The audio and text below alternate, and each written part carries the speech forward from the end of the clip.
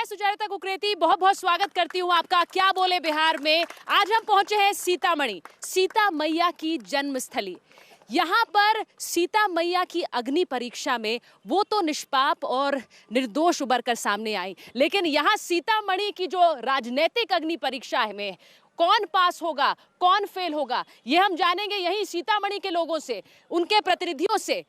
हम उनसे बात करें उससे पहले एक रिपोर्ट सीतामढ़ी की तस्वीर पर।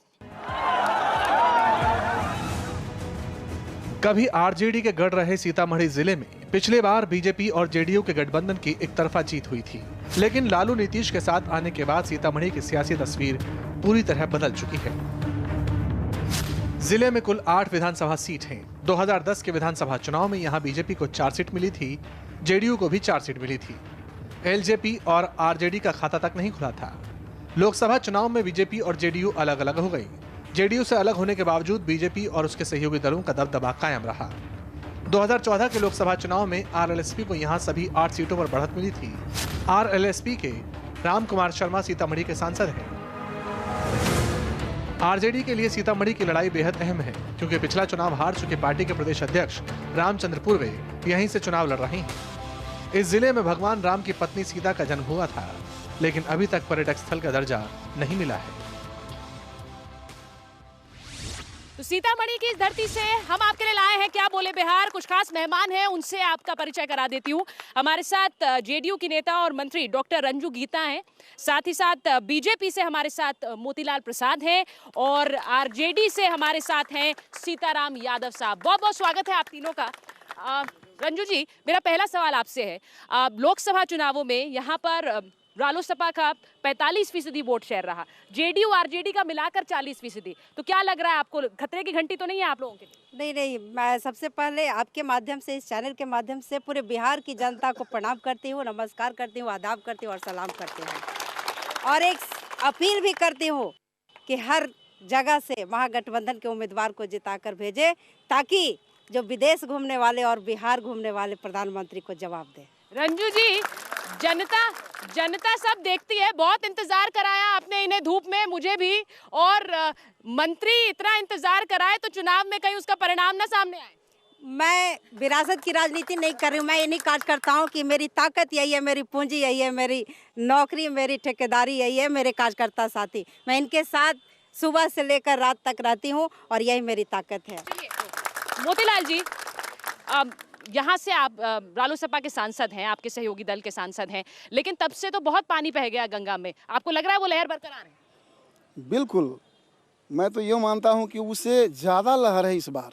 जिस प्रकार बिहार के अंदर भारतीय जनता पार्टी के साथ जनादेश माननीय नीतीश कुमार जी को मिला था, इस जनादेश के विपरीत उन्होंने जिसके विरुद्ध लड़ाई लड़ी थी उनके साथ उन्होंने सरकार बनाया।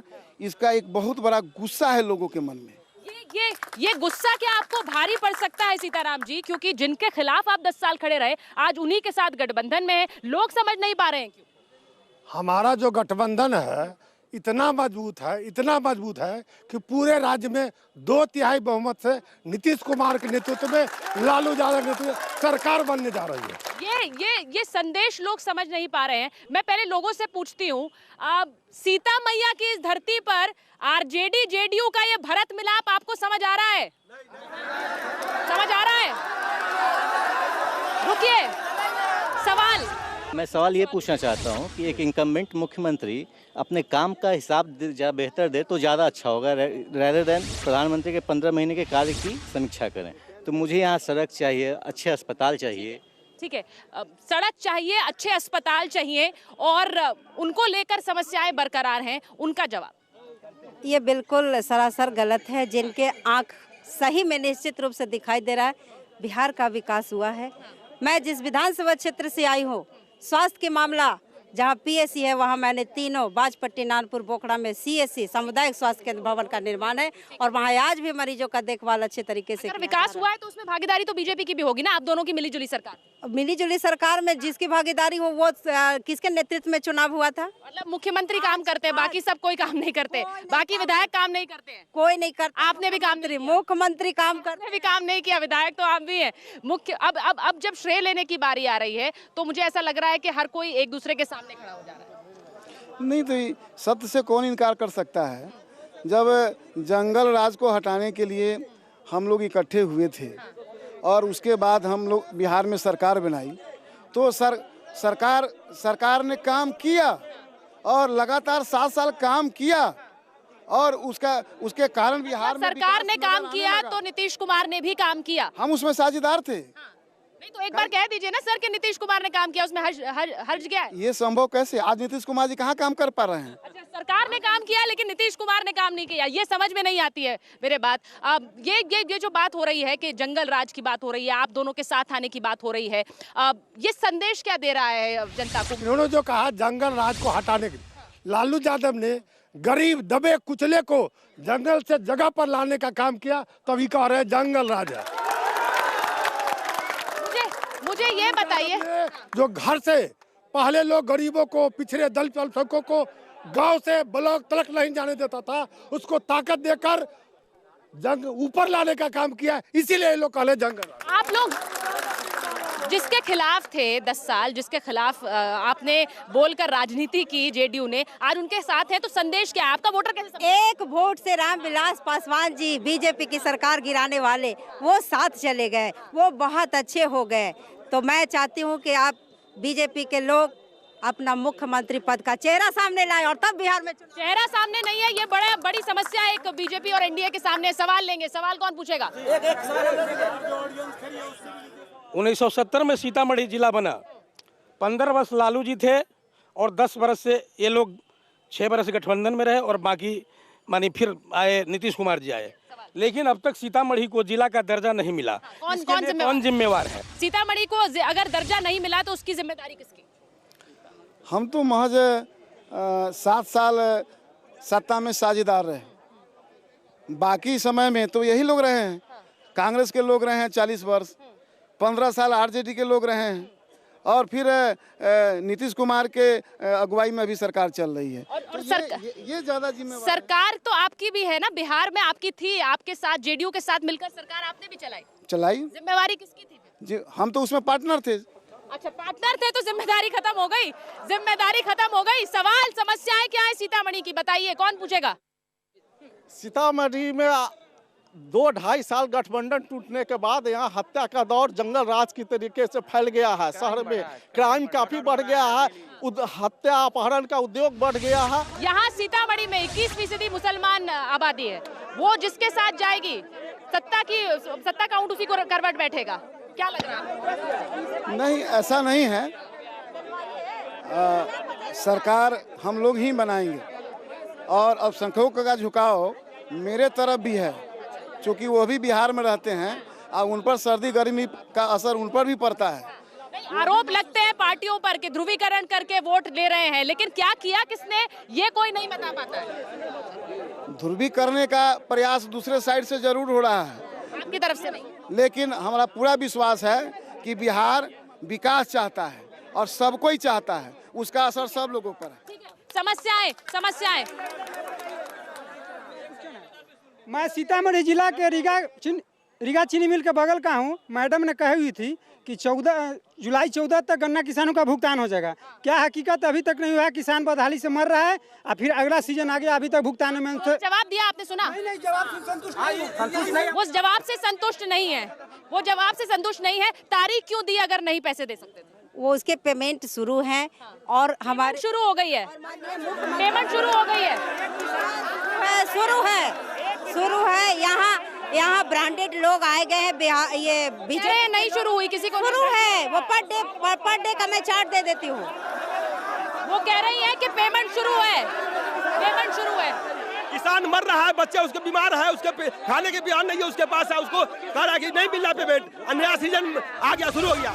गन्ना किसानों को समय पर सरकार ने जो है ये बेयर करने का काम किया है। फिर सरकार जो है, सरकार इस पर वचनबद्ध है और समय जो है सरकार जो है गन्ना किसानों को जो बकाया राशि है वो देने का काम करने जा रही है और जल्द से जल्द करने जा रही है। एक छोटा सा ब्रेक मुझे लेना है, ब्रेक के बाद सीतामढ़ी की समस्याओं के साथ फिर हाजिर हो रहे हैं एक ब्रेक के बाद। बहुत बहुत स्वागत आपका फिर एक बार क्या बोले बिहार में आज पहुंचे हैं सीतामढ़ी और एक बार फिर लोगों के कुछ सवाल। मैम, ये जो लखनदेई नदी है ये नाला बनी है या नदी है, इसके बारे में लोकल विधायक जिम्मेदार है या सरकार जिम्मेदार है, इसका क्या जवाब दे रही है? 26 मई 2014 को बीजेपी की सरकार बनी, माननीय मोदी जी प्रधानमंत्री बने, उन्होंने देश को वादा किया था अच्छे दिन आने वाले हैं। ये पौने 2 साल बीतने जा रहा, क्या अच्छे दिन आ गए हैं क्या? वो कह रहे हैं कि नदी जो है वो वहाँ पर नाला बन गई, कोई नहीं देख रहा। यहाँ का स्थानीय विधायक समझे उनका क्षेत्र है।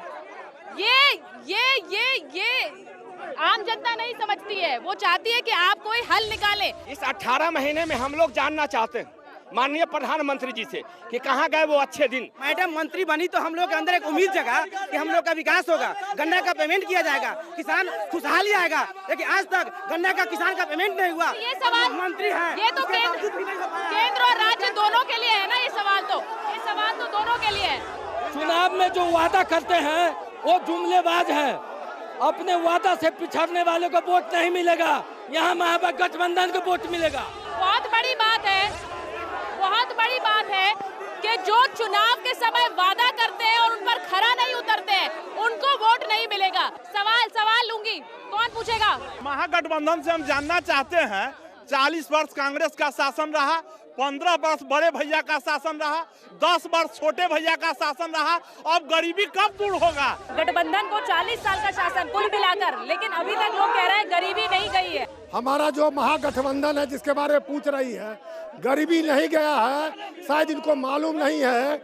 गरीबी से राज्य में नीतीश कुमार लालू यादव ने गरीबों को उठाकर ऊपर लाया और गरीबी न के बराबर है। कुछ और सवाल पूछती हूँ। माननीय मोदी जी को, प्रधानमंत्री जी को लोकसभा का इलेक्शन जब जीतना था तो बिहार के लोगों को, मतलब जो आम जनता है उनको उन्होंने लुभाया था कि काला धन आएगा, 100 दिन के अंदर आएगा, 15 से 20 लाख रुपया यूं ही मिल जाएगा। तो फिर इस बार भी कोई नया वादा करने जा रहे हैं क्या? काले धन का मुद्दा है, वो गले की फांस बन गई है बीजेपी और एनडीए के लिए। काले धन का मुद्दा नहीं, काले धन के विरुद्ध है, सख्त कानून बनाया गया है और उस पर काम हो रहा है। लोगों को ऐसा लग रहा है छला गया, वादा किया गया पूरा नहीं, चूंकि अपने देश के केवल अंदर का मामला नहीं है, दुनिया के देशों से बात करके ये सारी चीजें करनी है, इसलिए थोड़ा वक्त तो लगेगा। महागठबंधन ने तो ऐलान कर चुका है कि इसके नेतृत्व यानी नेता नीतीश जी होंगे, लेकिन एनडीए वाले नाम की घोषणा क्यों नहीं करते हैं? मुख्यमंत्री का चेहरा ना होना बड़ी समस्या आपके लिए,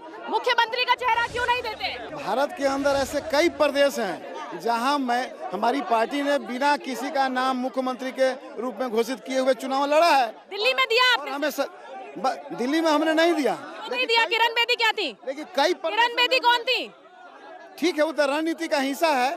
रणनीति अलग है आपकी, प्रदेश के हिसाब से ये तय होते हैं।